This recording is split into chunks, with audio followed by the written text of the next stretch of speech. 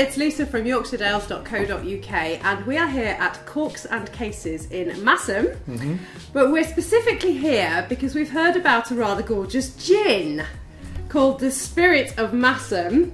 Gin obviously is so popular at the moment. There's all types of wonderful gins appearing in the press and people drinking them in all the bars, but we wanted to find out more about the Spirit of Masham because it's rather unique, we understand. It is a little bit different, yes. We've been very, very lucky in developing our gin. It all goes back to a product that we introduced probably about 3 or 4 years ago, and that's the masala chai tea, which is just sat over here on our left.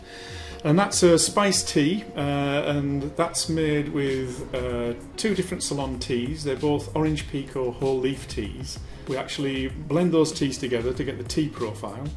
Then we take 6 different spices, things like cardamom, cinnamon, ginger, star anise, black peppercorn and cloves.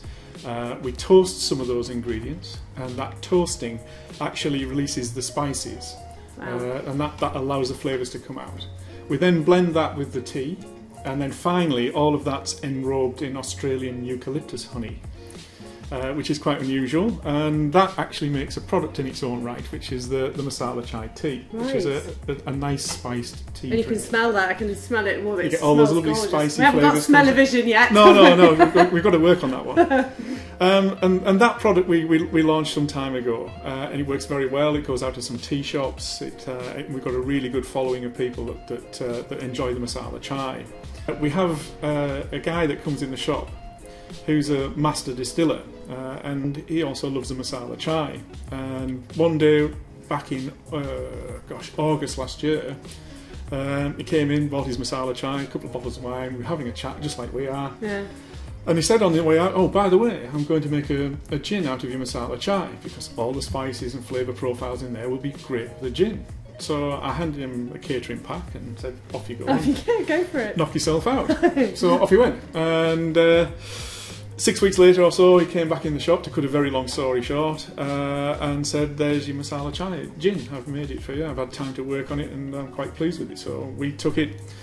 And being in the job that we are, where we taste lots of wines, we can taste 100 wines in a day when we go tasting. How awful. It's an awful job. So we actually set up about 15 different gins, and we left ours till last. We'd smelt it, but we hadn't tasted. And it got to the last one, it was like, wow, what's this all about?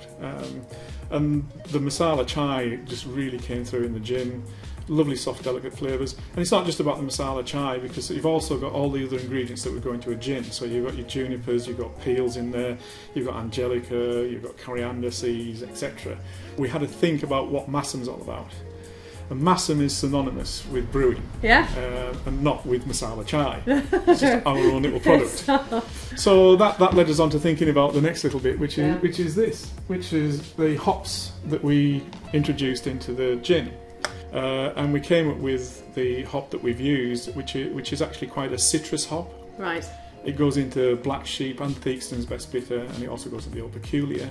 So it really does tie into the whole Masham brewery side of things that we're synonymous with. In the end, we got to the point where it all balanced, and we've got a sensational gin that's come out of that experience. The other great thing is Gerard McCluskey is one of the top gin distillers in the UK. We were very, very lucky to have him work on the gin. He served his time at Gordon's. He worked on the development of Tanqueray 10, which is the world's biggest selling handcrafted gin. So he certainly knows what he's doing. He does, yeah. And by his own definition, this is the best gin he's ever worked on. So that's saying quite a lot, isn't it? It's saying a heck of a lot, yes. Yeah. And he is really, really on the ball when it comes down to making gin. So a new thing we're going to be introducing, which is the gin experience, where you can come to us and make your own gin. That sounds which great. is something we're going to be rolling out in spring. I think you're going to be one of the first to come on. Oh, definitely. I think this is something we're definitely going to have to come back and see. Yeah, it's going to be a first for North Yorkshire. So that's why it's amazing. Yeah, come in and make your own gin. Yeah, wasn't yeah.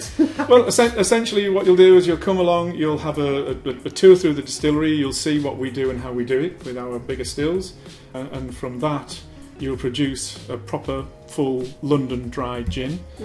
You'll choose from over 70 different botanicals that we'll have for you.